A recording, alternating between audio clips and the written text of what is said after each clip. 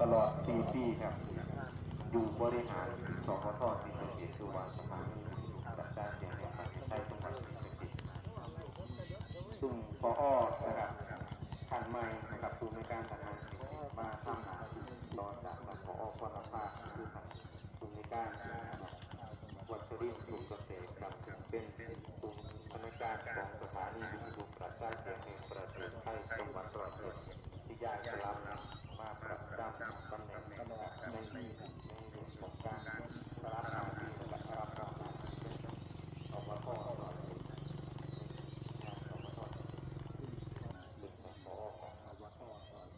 ขอขอบคุณทุกท่านแฟนรายการทุกท่านเพราะว่าเป็นรายการข่าวในเรื่องของว่าทุกรายการทุกมากนะครับทุก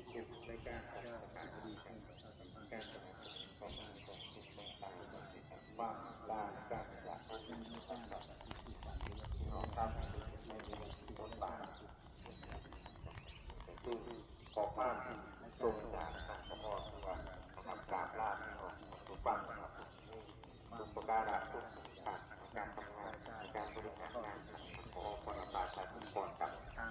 ท่านผู้ฟังที่ตามมาต่อไปนี้นะเป็นสวสดิ์ไปส่งกำลังใจกับไปแสดงความยินดีธรรมจังหวัดขอนแก่นรวมกับสภาวัฒนธรรมจังหวัดศรีสะเกษและคณะกรรมการนะครับก็มีส้มให้กำลังใจในเรื่องของการปฏิบัติหน้าที่ตามแนวชายแดนไทยกัมพูชาอย่างเข้มแข็ง